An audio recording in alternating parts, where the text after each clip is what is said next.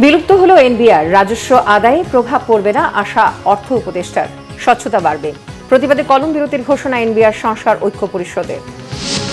দ্রুত নির্বাচন দিয়ে সব সমস্যা সমাধানের আহ্বান মেজর হাফিজের। মানবিক করিডোরের নামে বাংলাদেশকে নিয়ে ভূ রাজনৈতিক ষড়যন্ত্রের অভিযোগ আমির খসরু মাহমুদের। সংস্কারের নামে কালক্ষেপণে নির্বাচন ঝুলে গেলে দায় নিতে হবে ঐকমত্য কমিশনকে, বলেছে সিপিবি। আওয়ামী লীগ ইস্যুতে মূলা ঝুলানোর অভিযোগ জুলাই ঐক্য নেতাদের। আওয়ামী লীগের কার্যক্রম নিষিদ্ধে উদ্বিগ্ন ভারত, সরকারের বিরুদ্ধে যথাযথ পদ্ধতি না মানার অভিযোগ জয়সওয়ালের। দ্রুত নির্বাচনের প্রত্যাশা। হাইকোর্টের রায়ে রমনা বটমূলে বোমা হামলা মামলায় সাজা কমেছে সবার। মৌলানা তাজউদ্দিন ও জুয়েলের যাবজ্জীবন, অন্য ৯ আসামির ১০ বছর করে কারাদণ্ড। দেখছিলেন ক্রাউন 7 সংবাদ শিরোনাম। এবারে বিস্তারিত। অর্থ উপদেষ্টা ডক্টর সালেউদ্দিন আহমেদ বলেছেন, ট্যাক্স ও কাস্টমস ক্যাডারের স্বার্থ সংরক্ষণ করেই জাতীয় রাজস্ব বোর্ড এনবিআরকে ২ ভাগ করে অধ্যাদেশ জারি করা হয়েছে। রাজস্ব আদায়ে এর কোনো প্রভাব পড়বে না বলেও আশা তার। এদিকে ঘোষিত অধ্যাদেশের প্রতিবাদে বুধবার থেকে ৩ দিনের কলম বিরতি কর্মসূচি ঘোষণা করেছে এনবিআর সংস্কার ঐক্য পরিষদ। রিপোর্ট সৈয়দ আব্দুল মুহিতের। সোমবার মধ্যরাতে রাজস্ব বিভাগকে ২টি ভাগে বিভক্ত করে বহুল আলোচিত রাজস্ব নীতি ও রাজস্ব ব্যবস্থাপনা অধ্যাদেশ জারি করে অন্তর্বর্তী সরকার। এতে বলা হয়, রাজস্ব নীতি বিভাগ কর আইন প্রয়োগ ও কর আদায় পরিস্থিতি পর্যবেক্ষণ করবে। রাজস্ব সংগ্রহের মূল কাজ করবে রাজস্ব ব্যবস্থাপনা বিভাগ। মঙ্গলবার ক্রয় সংক্রান্ত উপদেষ্টা কমিটির বৈঠকের পর সচিবালয়ে এ নিয়ে জানতে চাওয়া হয় অর্থ উপদেষ্টার কাছে। তিনি আশ্বস্ত করে বলেন, এনবিআর কর্মকর্তাদের উদ্বেগের কিছু নেই। ইন্টারন্যাশনাল প্র্যাকটিস, পলিসি ডিভিশন আর ইমপ্লিমেন্টেশন ডিভিশন এক থাকে না, সব দেশেই আলাদা থাকে। কারণ পলিসি ডিভিশনটা একটু প্রফেশনাল লোক দিয়ে কাজ করতে হয় এবং অর্থনীতি, পরিসংখ্যান, দেশের জিডিপি এইগুলোর সম্বন্ধে ধারণা থাকতে হয়। আর এনবিআর করবে একটা ইমপ্লিমেন্ট। এখন এনবিআর যদি পলিসিও করে, মানে যাদের খালি কাজ হলো কালেক্ট করা, এটা একটা কনফ্লিক্ট ইন্টারেস্টও থাকে। আমি পলিসি করলাম, আমি আবার লোকজনদের আদায় করলাম। এনবিআরের আপনার করার চিন্তা করার দুশ্চিন্তা করার কোনো কারণ নেই। উপদেষ্টা জানান, রাজস্ব আদায় হতাশাব্যঞ্জক নয়। গতবারের তুলনায় এরই মধ্যে ২% বেশি আদায় হয়েছে। আগামী বাজেট নিয়ে প্রশ্নের জবাবও দেন ডক্টর সালেউদ্দিন আহমেদ। রাজস্ব আদায় কোনো প্রভাব না, আমরা এই পর্যন্ত যেটা অলরেডি কিন্তু রাজস্ব আদায় গতবারের তুলনায় 2% কিন্তু বেশি হয়েছে। খুব হতাশাব্যঞ্জক না। আমি আরও এক্সপেক্ট করছি অ্যাটলিস্ট গতবারের চেয়ে কম তো হবে না, যে বলুন 2% গ্রোথ। আর মোটামুটি আমরা বাজেটটাকে তো আমরা একটু বাস্তবায়ন করব, একটু বিরাট একটা গ্যাপ নিয়ে আর করব না। প্রকল্প এডিপিটা আমরা একটু বাস্তবায়ন করব। আমরা অত্যন্ত বাস্তব প্রজেক্টে, বড় বড় মেগা প্রজেক্টে ধার করে ডেফিসিট দিয়ে এগুলি করব না। বাজেট ছোট না বড় হবে তা জানতে কিছুদিন অপেক্ষার পরামর্শ দেন অর্থ উপদেষ্টা। এদিকে ঘোষিত অধ্যাদেশের প্রতিবাদে এনবিআর ভবনের সামনে এনবিআর সংস্কার ঐক্য পরিষদের ব্যানারে মানববন্ধন করেছে প্রতিষ্ঠানটির কর্মকর্তা কর্মচারীরা। আগামী 14 মে বুধবার সকাল 10টা থেকে দুপুর 1টা পর্যন্ত, আগামী 15 মে বৃহস্পতিবার সকাল 10টা থেকে দুপুর 3টা পর্যন্ত এবং আগামী 17 মে শনিবার সকাল 10টা থেকে 3টা পর্যন্ত সকল স্তরের কর্মকর্তা কর্মচারী কলম বিরতি পালন করবে। সৈয়দ আব্দুল মুহিত, বাংলা ভিশন, ঢাকা। এদিকে রাজস্ব আহরণ ব্যবস্থাপনা থেকে রাজস্ব নীতি প্রণয়ন কার্যক্রমকে পৃথক করার মাধ্যমে দেশের রাজস্ব ব্যবস্থার দক্ষতা বৃদ্ধি, স্বার্থের দ্বন্দ্ব কমানো এবং রাজস্ব আহরণের আওতা বাড়াতে জাতীয় রাজস্ব বোর্ডকে বিভক্ত করা হয়েছে। জাতীয় রাজস্ব বোর্ড এনবিআর ভেঙে অর্থ মন্ত্রণালয়ের অধীনে রাজস্ব নীতি বিভাগ এবং রাজস্ব ব্যবস্থাপনা বিভাগ নামে 2টি স্বতন্ত্র বিভাগ প্রতিষ্ঠা করেছে অন্তর্বর্তীকালীন সরকার। সরকারের এক বিবৃতিতে আরও জানানো হয়েছে, এটি একটি বড় কাঠামোগত সংস্কার। 50 বছরেরও বেশি সময় আগে প্রতিষ্ঠিত এনবিআর ধারাবাহিকভাবে তার রাজস্ব লক্ষ্যমাত্রা অর্জনে ব্যর্থ হয়েছে। জনগণের কাঙ্ক্ষিত উন্নয়ন লক্ষ্যমাত্রা অর্জনের জন্য বাংলাদেশকে অবশ্যই কর জিডিপি অনুপাত কমপক্ষে 10% উন্নীত হতে হবে। এই লক্ষ্য অর্জনের জন্য এনবিআর পুনর্গঠন অত্যন্ত গুরুত্বপূর্ণ বলেছে সরকার।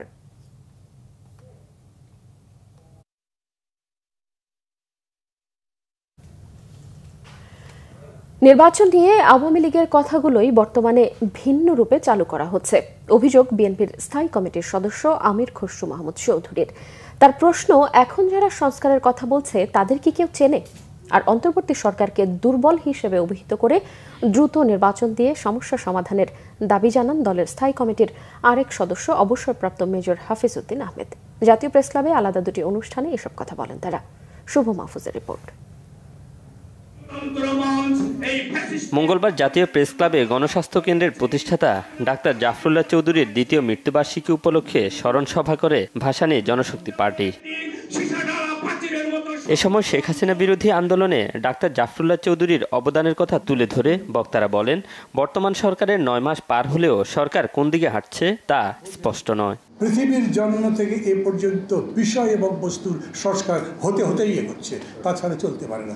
সংস্কার ছাড়া পৃথিবী অচল, সংস্কার ছাড়া রাষ্ট্র অচল। সংস্কার তো চলতেই থাকবে, ওইটা শেষ করবেন কবে? আপনারা বুকে হাত দিয়ে বলতে পারছেন না, কোনো রাজনৈতিক দল বলতে পারছে না, জনগণ আস্থা রাখতে পারছে না। 16 বছর ধরে মানুষ যে নির্বাচনের জন্য অপেক্ষা করছে, সেই নির্বাচন কি এবছর ডিসেম্বরে হবে, না তার আগে হবে, নাকি আরও 1 মাস 2 মাস লাগবে? সময়টা কি লাগবে? সভায় বিএনপির স্থায়ী কমিটির সদস্য আমির খসরু মাহমুদ চৌধুরী বলেন, যে প্রত্যাশা নিয়ে মানুষ শেখ হাসিনার পতন ঘটিয়েছে সে প্রত্যাশা এখনও পূরণ হয়নি। মানবিক করিডোরের নামে বাংলাদেশকে নিয়ে ভূ রাজনৈতিক ষড়যন্ত্র হচ্ছে বলেও অভিযোগ করেন তিনি। বাংলাদেশে বিনিয়োগ ক্রমান্বয়ে কমছে, আর এখানে আমাদেরকে বিনিয়োগের কি বলে একটা সার্কাস দেখানো হচ্ছে। কারণ নাম বলতে চাই না আমি, কেউ তো বোকা না। যতদিন বাংলাদেশের নির্বাচিত সরকার না আসবে, কোনো বাংলাদেশের কোনো বিনিয়োগকারী সেই রিস্ক এখানে নেবে না।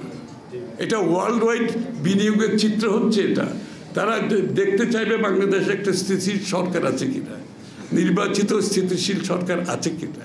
এদিকে জাতীয় প্রেস ক্লাবে মাওলানা ভাসানীর ফারাক্কা লং মার্চ স্মরণে গণসমাবেশ উপলক্ষে গোলটেবিল বৈঠকে বিএনপির সিনিয়র যুগ্ম মহাসচিব রুহুল কবির রিজভী বলেন, শেখ মুজিবই ফারাক্কা বাঁধ চালুর অনুমতি দিয়ে দেশের সর্বনাশ ডেকে এনেছিলেন, আর শেখ হাসিনা 16 বছরে বাংলাদেশকে ভারতের একটি কলোনি বানিয়ে ফেলেছিল বলে অভিযোগ করেন দলের স্থায়ী কমিটির সদস্য অবসরপ্রাপ্ত মেজর হাফিজ উদ্দিন আহমেদ।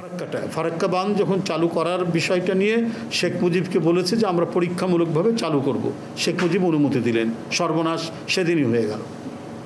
তো সেটা না হয় জানিয়েছেন। এরপরে চুক্তি হয়েছে একটা খুবই প্যাট্রিয়টিক চুক্তি, যেটাকে বলা হয় 77 79 তখন। কিন্তু এরপরে তারা আর মনেই করেনি যে বাংলাদেশের সাথে আর কথা বলা দরকার, সে টিপাই মুখ হোক, গজলডোবাই হোক, যেখানেই হোক না কেন।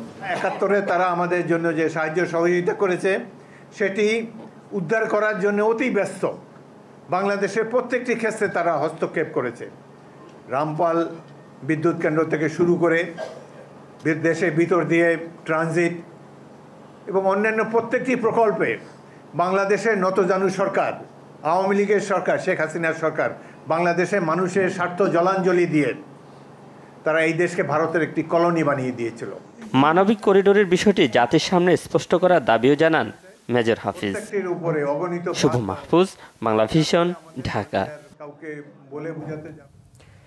সংস্কারের নামে কালক্ষেপণ করা যাবে না, এতে নির্বাচন ঝুলে গেলে দায় জাতীয় ঐকমত্য কমিশনকে নিতে হবে বলেছেন সিপিবির সাধারণ সম্পাদক রুহিন হোসেন প্রিন্স।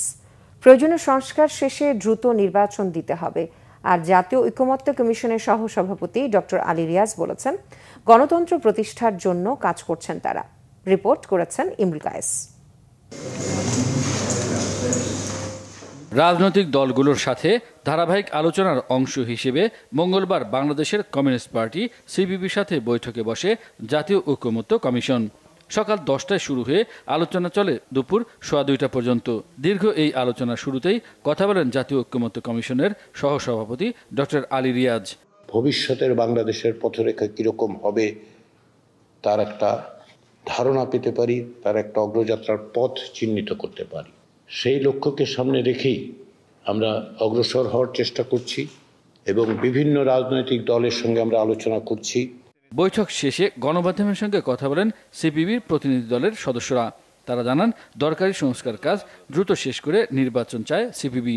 সংস্কারের নামে অন্য কোনো নামে যদি কালক্ষেপণ করে নির্বাচনকে বিলম্বিত করি, কারণ নির্বাচনই হচ্ছে জনগণের ম্যান্ডেট দিয়েই রাষ্ট্র পরিচালনা এবং গণতন্ত্রের ধারা এগিয়ে যাওয়া, তাহলে কিন্তু একটা ক্ষতিকর জায়গায় যাবে। সুতরাং আপনাদের দ্রুততার সাথে এবং ক্ষিপ্রতার সাথে নির্বাচন ব্যবস্থার আমূল সংস্কারের জন্য যেটা করা দরকার, যেটা এই 9 মাসে হয়নি, দ্রুততম সময় করে আপনারা ওই কাজ করেন, না হলে কিন্তু এটা ঝুলে গেলে এই দায় আপনারা এড়াতে পারবেন না। প্রধানমন্ত্রী পদে 2 মেয়াদের বেশি না থাকা এবং নারী আসনে সরাসরি ভোটের বিষয়ে একমত হলেও গণপরিষদ কিংবা সাংবিধানিক পরিষদ গঠন এবং সংসদে উচ্চকক্ষের বিষয়ে দ্বিমত আছে বলে জানান সিপিবি নেতারা। অর্থাৎ গণতন্ত্র, মানুষের ভোটাধিকার। ইমরুল কায়েস, বাংলা ভিশন, ঢাকা। আওয়ামী লীগ ইস্যুতে বিচারের নামে মূলা ঝুলানো হয়েছে বলে মন্তব্য করেছেন জুলাই ঐক্যের নেতারা। তারা বলেন, বিগত 16 বছরে গণহত্যা যুক্ত না করে প্রকাশিত গেজেট জন আকাঙ্ক্ষা পূরণ করেনি। এ সময় আরাকান করিডোর সহ বিভিন্ন ইস্যুতে অন্তর্বর্তী সরকার জনগণকে ভুলিয়ে রাখার অপচেষ্টা করছে বলেও অভিযোগ করেন ছাত্র নেতারা।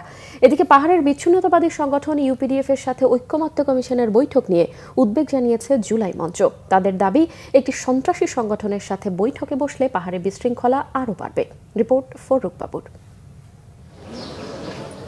আওয়ামী লীগের সকল সহযোগী সংগঠন নিষিদ্ধের দাবিসহ বিচার কার্যক্রম সম্পন্ন এবং দলটির নিবন্ধন চিরতরে বাতিলের দাবিতে ঢাকা বিশ্ববিদ্যালয়ের মধুর ক্যান্টিনের সামনে সংবাদ সম্মেলন করে জুলাই ঐক্য।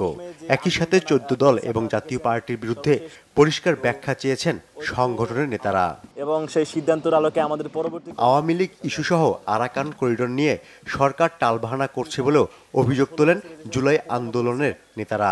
তারা বলেন, সরকার ইস্যু তৈরি করে বিদেশিদের এজেন্ডা বাস্তবায়নে চেষ্টা চালিয়ে যাচ্ছে। বাজেটের মধ্যে অনেকগুলো ফাঁকফোকর রয়ে গেছে। ফাঁকফোকর কি রয়ে গেছে সেটা বিগত ফেসিবাদের যেই বড় বড় গণহত্যাগুলো ছিল সেগুলোকে এখানে মেনশন করা হয়নি। শুরুতে হচ্ছে পিলখানা হত্যাকাণ্ডের 57 জন যে দক্ষ সেনা অফিসার আছে তাদের কথাটা এখানে উল্লেখ করা হয় নাই। শাপলা গণহত্যায় যে সেখানে প্রায় 1000 ধর্মপ্রাণ মুসলমানদেরকে যে শহীদ করা হয়েছে সেটার এখানে কোনো ন্যূনতম উল্লেখ নাই। মোদি বিরোধী আন্দোলনে যে প্রায় 17 জনকে নির্বিচারে গুলি করে হত্যা করা হয়েছে সেটার উল্লেখ নাই।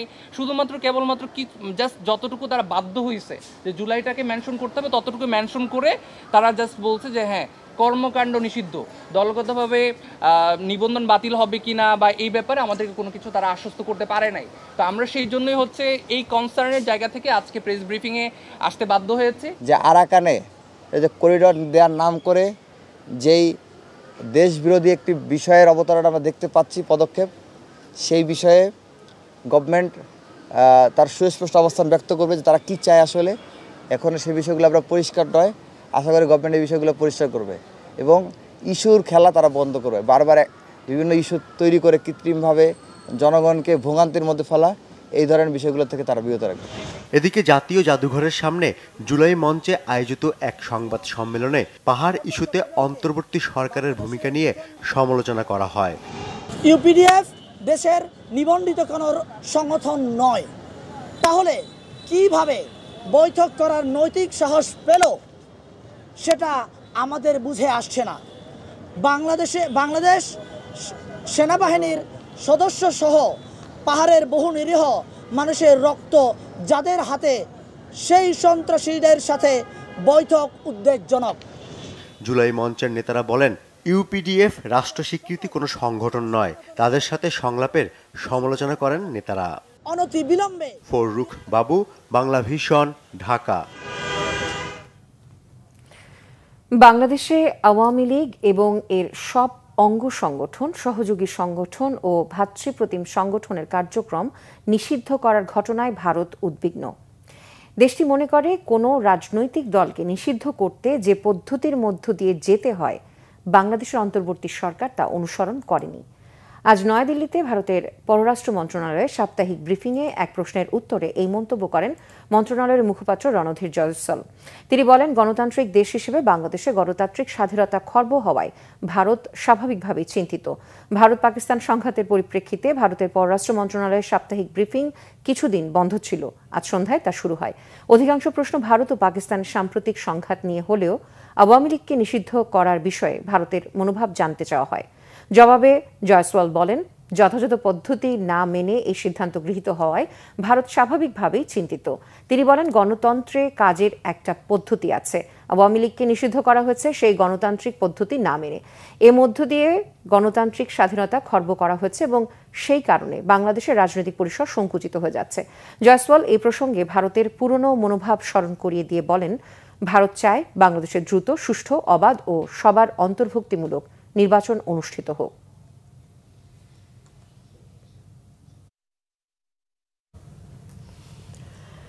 জাতীয় স্বার্থের বাইরে কোনো সিদ্ধান্ত নেওয়া হবে না।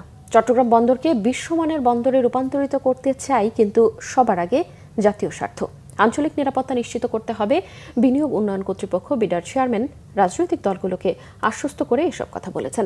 চট্টগ্রাম বন্দরের বিষয়ে কোনো ধরনের আপোষ করা হবে না বলেও আশ্বস্ত করেন বিডার চেয়ারম্যান।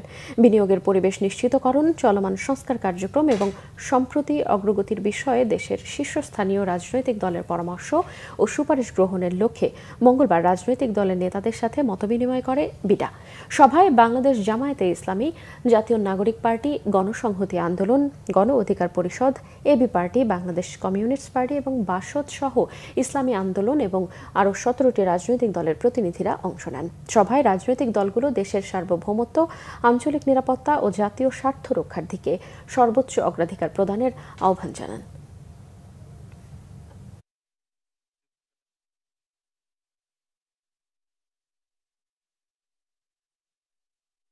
ন্যাশনাল ইন্টারেস্টের উপরে there is no other interest, so we will make sure that never is compromised. আমরা এরকম কোনো ডিসিশন অবশ্যই নিব না যেটা আসলে ন্যাশনাল ইন্টারেস্টের সাথে কনফ্লিক্টিং হয়। অন্তর্বর্তী সরকারের দায়িত্ব নেওয়ার পর প্রথমবারের মতো কাল চট্টগ্রামে যাচ্ছেন প্রধান উপদেষ্টা ডক্টর মোহাম্মদ ইউনূস। নিজের স্মৃতি বিজড়িত এক সময়ের কর্মস্থল চট্টগ্রাম বিশ্ববিদ্যালয়ে অনুষ্ঠেয় ৫ম সমাবর্তনে যোগ দেবেন তিনি। চট্টগ্রামের জেলা প্রশাসক ফরিদা খানম জানিয়েছেন, প্রধান উপদেষ্টার সফর উপলক্ষে এরই মধ্যে সব ধরনের প্রস্তুতি সম্পন্ন হয়েছে।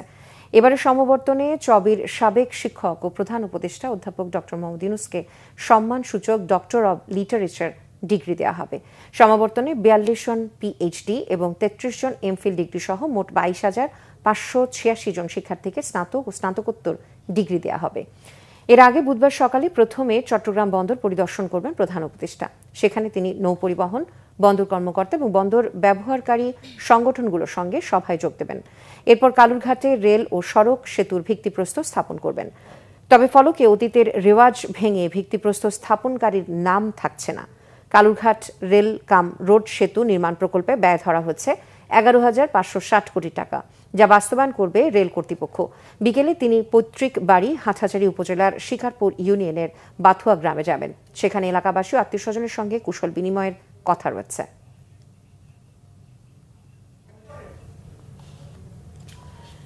বহুল আলোচিত রমনা বটমূলের বর্ষবরণ অনুষ্ঠানে বোমা হামলা মামলায় হরকাতুল জিহাদ নেতা মাওলানা তাজউদ্দিন ও শাহাদাত উল্লাহ জুয়েলকে মৃত্যুদণ্ডের পরিবর্তে যাবজ্জীবন কারাদণ্ড দিয়েছে হাইকোর্ট।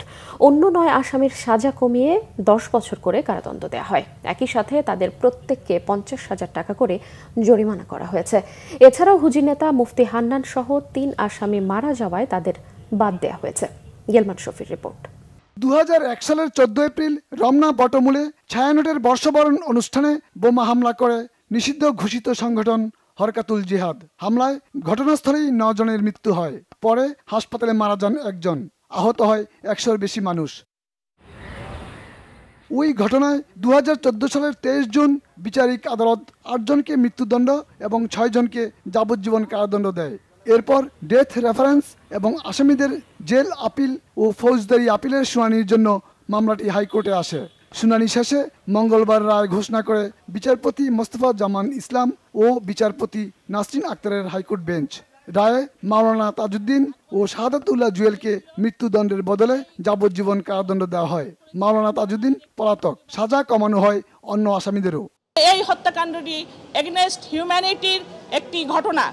এটি মানবিক যে মূল্যবোধ, মানবিক যে চেতনা, তার বিরুদ্ধে একটি হত্যাকাণ্ড। এই হত্যাকাণ্ডের দৃষ্টান্তমূলক শাস্তি হওয়া প্রয়োজন।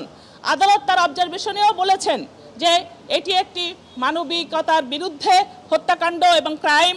যাদেরকে আজকে ১০ বছর করা হয়েছে, আমরা রাষ্ট্রপক্ষ থেকে তাদের বিরুদ্ধে উচ্চ আদালতে আপিল করব। আসামিদের বিরুদ্ধে পর্যাপ্ত তথ্য প্রমাণ না পেলেও নৈতিক কারণে দণ্ড দেওয়া হয়েছে বলে মনে করেন আসামি পক্ষের আইনজীবী। এভিডেন্স আছে কি নাই সেটা সঠিকভাবে বিশ্লেষণ করার চাইতে মানুষের মনোজগতে কি প্রভাব ফেলবে এটিকে বিবেচনা নিয়ে যখন সাজা দেওয়া হয়, আইনের ভাষায় এটাকে বলে মোরাল কনভিকশন, বাংলায় হলো নৈতিক সাজা। আর একটা আছে লিগ্যাল কনভিকশন, যাকে বলে সাক্ষ্য প্রমাণের ভিত্তিতে সাজা। তো সাক্ষ্য প্রমাণের ভিত্তিতে আমাদের জ্ঞান বুদ্ধিতে ধরে না এই মামলায় কি করে সাজা দেওয়া হয়। মামলায় আসামি মুফতি হান্নান, মাওলানা আব্দুর রউফ ও মাওলানা ইয়াহিয়ার মৃত্যু হওয়ায় তাদেরকে অব্যাহতি দিয়েছে হাইকোর্ট। গেলমান শফি, বাংলা ভিশন, ঢাকা। দুর্নীতি দমন কমিশন দুদকের করা মামলায় ডাক্তার জোবাইদা রহমানের 587 দিনের বিলম্ব মওকুফ করে আপিল করার অনুমতি দিয়েছে হাইকোর্ট। ওই মামলায় 3 বছরের সাজার বিরুদ্ধে আপিল করেছেন বিএনপির ভারপ্রাপ্ত চেয়ারম্যান তারেক রহমানের স্ত্রী ডাক্তার জুবাইদা রহমান। সকালে হাইকোর্টের সংশ্লিষ্ট শাখায় এই আপিল করেন তিনি। বিচারপতি খসরুজ্জামানের একক বেঞ্চে এই আবেদন করা হয়েছে বলে জানিয়েছেন ডাক্তার জুবাইদা রহমানের আইনজীবী ব্যারিস্টার কায়সার কামাল। 2023 সালের আগস্টে জ্ঞাত আয় বহির্ভূত সম্পদ অর্জনের অভিযোগে করা মামলায় বিএনপির ভারপ্রাপ্ত চেয়ারম্যান তারেক রহমানের 9 বছর ও তার স্ত্রী ডাক্তার জুবাইদা রহমানের 3 বছরের কারাদণ্ড দিয়েছিল আদালত। 2007 সালের 26 সেপ্টেম্বর রাজধানীর কাফরুল থানায় মামলাটি করে দুর্নীতি দমন কমিশন দুদক।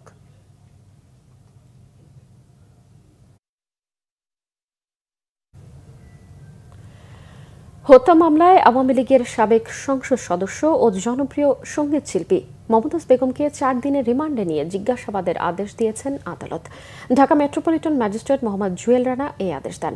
রাজধানীর মিরপুর থানায় দায়ের করা সাগর হত্যা মামলায় মমতাজকে আদালতে হাজির করে 7 দিনের রিমান্ডে নিয়ে জিজ্ঞাসাবাদের আবেদন করে পুলিশ। আসামি পক্ষের আইনজীবী রিমান্ডের বাতিল চেয়ে জামিন আবেদন করেন। পাবলিক প্রসিকিউটর ওমর ফারুক ফারুকি রিমান্ডের পক্ষে শুনানি করেন। শুনানি শেষে বিচারক 4 দিনের রিমান্ড মঞ্জুর করেন। এর আগে সোমবার রাতে রাজধানীর ধানমন্ডি এলাকা থেকে মমতাজকে গ্রেফতার করে গোয়েন্দা পুলিশ। লোকগানের শিল্পী মমতাজ বেগম মানিকগঞ্জ 2 আসন থেকে আওয়ামী লীগের সংসদ সদস্য ছিলেন। ডিবির যুগ্ম কমিশনার মোহাম্মদ নাসিরুল ইসলাম জানান, মমতাজ বেগমের বিরুদ্ধে হত্যাসহ একাধিক মামলা রয়েছে। 5 আগস্ট শেখ হাসিনার পতনের পর থেকেই আত্মগোপনে ছিলেন মমতাজ।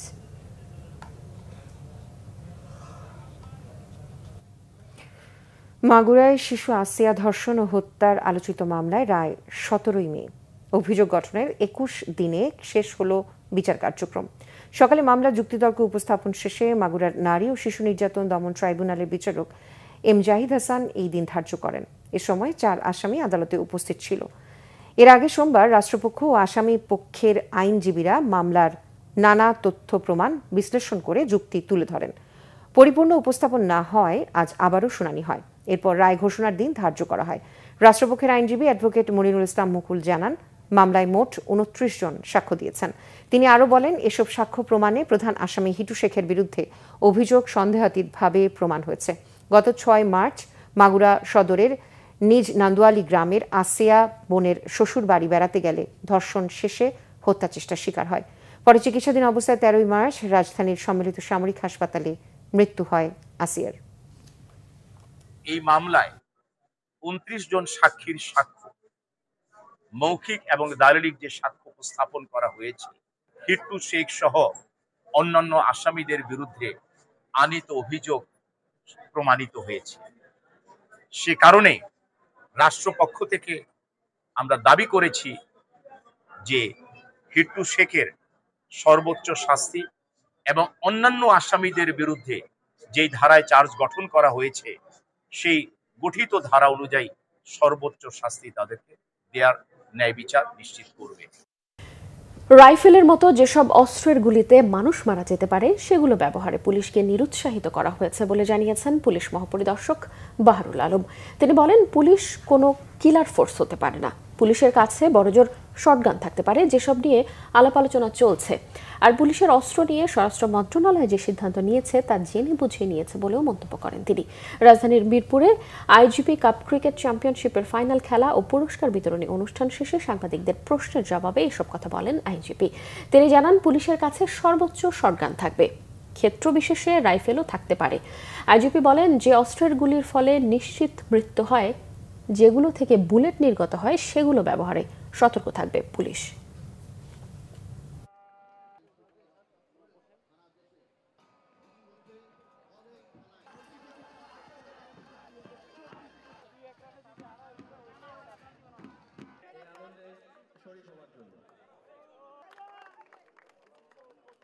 আমরা অন প্রিন্সিপাল এটাই মনে করি যে police cannot B A killer force. আমার কাছে বড় জোর শটগান থাকবে, এটাই একটা স্বাভাবিক প্রত্যাশা সবার, তাই না? এখন যেসব জায়গায়, বিশেষ জায়গাগুলোতে যেখানে আপনার ইনসার্জেন্সি থাকে, আপনার রিভল্ট হওয়ার সম্ভাবনা থাকে, আপনার ওইসব বিদ্রোহী থাকে যেখানে, সেসব জায়গায় অবশ্য আর্মামেন্টারিয়ামটা ডিফারেন্ট হয়। আগামী 16 মে আত্মপ্রকাশ করতে যাচ্ছে জাতীয় নাগরিক পার্টি এনসিপির যুব উইংস জাতীয় যুব শক্তি। মঙ্গলবার সকালে বাংলা মোটরে জাতীয় নাগরিক পার্টির কার্যালয়ে এক সংবাদ সম্মেলনে এই কথা জানানো হয়। জাতীয় নাগরিক পার্টির মুখ্য সমন্বয়ক নাসির উদ্দিন পাটোয়ারি বলেন, গতানুগতিক যুব সংগঠন নয়, তরুণদের সমস্যা ও সম্ভাবনাকে কাজে লাগাতে দেশে ও বিদেশে বাংলাদেশি যুবকদের নিয়ে কাজ করবে জাতীয় যুব শক্তি, যাদের হাত ধরে নির্মিত হবে আগামীর বাংলাদেশ। যে কোনো অন্যায় অত্যাচারের বিরুদ্ধে রুখে দাঁড়াবে তরুণরা। তরুণদের সংগঠিত করতেই কাজ করবে এনসিপির যুব উইংস জাতীয় যুব শক্তি। আমাদের নীতি নির্ধারণী ফোরামে তরুণদের অ্যাক্সেস নেই, এবং আমাদের বড় যে তরুণদের জনগোষ্ঠী, তারা যে সাংস্কৃতিক অঙ্গনে, অর্থনৈতিক অঙ্গনে, রাজনৈতিক অঙ্গনে, তাদেরকে আমরা নিয়ে আসার জন্যই জাতীয় যুব শক্তি ভবিষ্যৎ বাংলাদেশে কাজ করে যাবে। শুক্রবার 16 মে 2025 সময় বিকাল 3টায় শহীদ আবরার ফাহাদ এভিনিউ, গুলিস্তান, ঢাকা, সেখানে হলো তাদের একটি বড় প্রোগ্রামের মধ্য দিয়ে আরো বড় আকারে বাংলাদেশের মানুষের সামনে হাজির হবে। রাজনৈতিক দল হিসেবে জামায়াতের ইসলামের বাতিল হওয়ার নিবন্ধন ফিরে পেতে আপিলের শুনানি আগামীকাল বুধবার পর্যন্ত মুলতবি করেছে আপিল বিভাগ। প্রধান বিচারপতি ডক্টর সৈয়দ রিফাত আহমেদের নেতৃত্বাধীন 4 সদস্যের আপিল বেঞ্চ সকালে শুনানি শুরু হয়। জামায়াতে ইসলামের পক্ষে শুনানি করেন ব্যারিস্টার এহসান এ সিদ্দিকী। শুনানিতে আইনজীবীরা বলেন, নির্বাচন কমিশন জামায়াতের নিবন্ধন বাতিল বৈধ প্রক্রিয়ায় করেনি। নিবন্ধন বাতিল করে হাইকোর্টের দেয়া রায়ের পর নির্বাচন কমিশন জামায়াতে ইসলামীর নিবন্ধন বাতিল করে দেয়, কিন্তু তখন আপিল আবেদন বিচারাধীন ছিল। এমনকি যারা জামায়াতের বিরুদ্ধে রিট করেছিলেন তারা তা করার অধিকার রাখেন না। গত 7 মে রাজনৈতিক দল হিসেবে জামায়াতে ইসলামের বাতিল হওয়ার নিবন্ধন ও প্রতীক ফিরে পেতে আপিল শুনানির জন্য মঙ্গলবার দিন ধার্য করে আপিল বিভাগ। গত বছরের 22 অক্টোবর রাজনৈতিক দল হিসেবে জামায়াতের ইসলামের বাতিল হওয়ার নিবন্ধন ফিরে পেতে খারিজ হওয়া আপিল পুনর্জীবিত করে আপিল বিভাগ।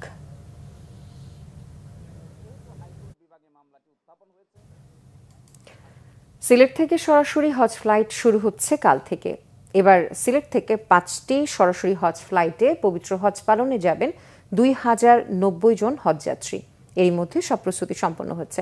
সিলেট ওসমানী আন্তর্জাতিক বিমানবন্দর থেকে বুধবার 418 জন যাত্রী নিয়ে প্রথম হজ ফ্লাইটটি মদিনার উদ্দেশ্যে যাত্রা করবে। এবছর সিলেটের মোট হজযাত্রী 2675 জন। এর মধ্যে 5টি ফ্লাইটে সিলেট থেকে সরাসরি 2090 জন হজে যাবেন। বাকি 585 জন যাত্রী যাবেন ঢাকা এয়ারপোর্ট হয়ে। প্রথম দিনের ফ্লাইট ছাড়া বাকি ফ্লাইটগুলো সিলেট জেদ্দা রুটে পরিচালিত হবে। 4টি ফ্লাইটের শিডিউল হচ্ছে 23, 25, 26 ও 29 মে। ক্রমবর্ধমান হাজিদের হজযাত্রা নির্বিঘ্ন করতে সিলেট থেকে সরাসরি হজ ফ্লাইট বৃদ্ধির দাবি স্থানীয়দের।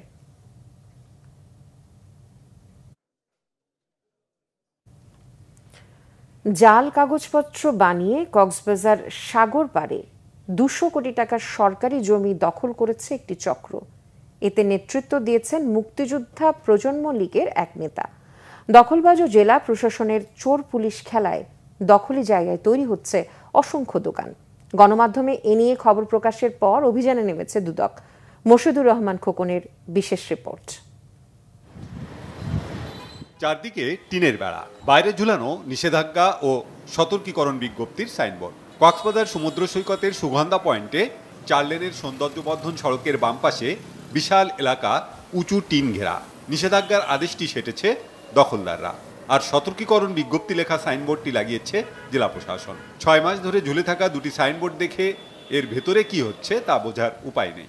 খাস জমি দখল করে নির্মাণ করা হয়েছে শতাধিক দোকান। অভিযোগ উঠেছে জাল কাগজ বানিয়ে একটি সংঘবদ্ধ চক্র হোটেল মোটেল জোরের বাতিল করা প্লটের জমি দখল করে নিয়েছে। নির্দেশনা উপেক্ষা করে রাতের বেলায় বৈদ্যুতিক বাতি বন্ধ করে শত শত শ্রমিক দিয়ে নির্মাণ কাজ অব্যাহত রেখেছে। আগে আমরা জানতাম যে যুবলীগ, আওয়ামী লীগ, তারপরে বিভিন্ন এরা ছিল, এরা দখল করত। এখন নতুনভাবে আবার দখলবাজ আরম্ভ হয়েছে। সচ্চিদানন্দ সেনগুপ্ত নামের এক ব্যক্তির মালিকানা দাবি করে জাল কাগজপত্র বানিয়ে রাতারাতি মার্কেট নির্মাণের কাজ শুরু করে একটি চক্র। জাল কাগজ দাখিল করে হাইকোর্ট থেকে নিষেধাজ্ঞার আদেশও নিয়ে আসে তারা। জেলা প্রশাসন হাইকোর্টে আপিলের পর স্থিতি অবস্থা জারি করে আদালত। কিন্তু দখলদার চক্রটি সেখানে সেমিপাকা দোকান তৈরি করে হাতিয়ে নিচ্ছে লাখ লাখ টাকা।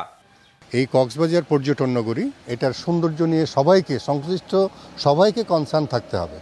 সাম্প্রতিক যে দখলগুলো হচ্ছে এটা খুবই আনএথিক্যাল, অনৈতিক। যেই সমস্ত জঘন্য চক্র ভুয়া দলিল খতিয়ান সৃষ্টি করে এই অপকর্ম করার চেষ্টা করতেছে তাদেরকে কঠোর হস্তে দমন করতে হবে। আমাদের বিরুদ্ধে কোড অফ কন্টেম্পট মামলা করা যাবে এবং অন্যদিকে এটা যে যতটুকু আদেশের পর থেকে, নিষেধাজ্ঞার পর থেকে যেটুকু ওনারা স্থাপনা তৈরি করেছেন সেগুলো ভেঙে ফেলার জন্য আদালত আদালত থেকে আদেশ চাইতে পারবেন। সরকারি খাস জমি দখলের বিষয়টি নজরে আসার পর অভিযানে নামে দুদক। এর পিছনে মদতদাতা সহ যদি কোনো সরকারি কর্মকর্তা কর্মচারী জড়িত থাকে তাদের বিরুদ্ধেও আমরা আইনগত ব্যবস্থা গ্রহণ করব। আমাদের কাছে দখলের বিষয়টা প্রাথমিকভাবে প্রমাণিত হয়েছে। এরপরে যে বিষয়টা সেটা হচ্ছে যে কিছু দালালি রেকর্ডপত্র আমাদের সংগ্রহ করে সেগুলো আমরা বিশ্লেষণ করব। বিশ্লেষণ করার পরে আমাদের যে আইনি প্রসিডিওর সেদিকে আমরা যাব। সমুদ্রপাড়ের সৌন্দর্য নষ্ট করছে এমন সব অবৈধ স্থাপনা উচ্ছেদের দাবি কক্সবাজারবাসীর। Banglavision news desk. লালমনিরহাটে জেলা যুবদলের নতুন আহ্বায়ক কমিটি গঠন উপলক্ষে আনন্দ মিছিল হয়েছে। বিকেলে মিছিলের নেতৃত্ব দেন নবনির্বাচিত আহ্বায়ক আনিসুর রহমান ভিপি আনিস ও সদস্য সচিব হাসান আলী। দলীয় কার্যালয় থেকে মিছিলটি শহরের গুরুত্বপূর্ণ সড়কগুলো প্রদক্ষিণ করে একই স্থানে গিয়ে শেষ হয়। পরে সমাবেশে বক্তব্য রাখেন বিএনপির জাতীয় নির্বাহী কমিটির সাংগঠনিক সম্পাদক অধ্যক্ষ আসাদুল হাবিব দুলু। তিনি বলেন, বিএনপি চেয়ারপারসন বেগম খালেদা জিয়া এবং ভারপ্রাপ্ত চেয়ারম্যান তারেক রহমানের হাতকে শক্তিশালী করতে নতুন এই কমিটি অগ্রণী ভূমিকা পালন করবে।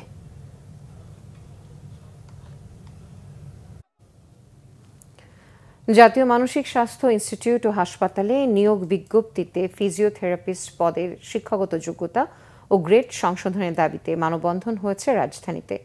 সকালে জাতীয় মানসিক স্বাস্থ্য ইনস্টিটিউট ও হাসপাতালের সামনে Bangladesh physical therapy association BPA কর্মসূচির আয়োজন করে।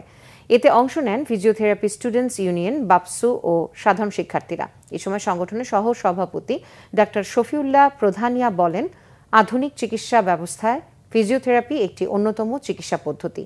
বাংলাদেশের স্বাস্থ্য খাতে এক ধরনের ফ্যাসিবাদী ব্যবস্থার সৃষ্টি হয়েছে, যারা এই স্বাস্থ্য ব্যবস্থায় সরকারি হাসপাতালগুলোতে ফিজিওথেরাপিস্টের নিয়োগ হতে দিচ্ছে না।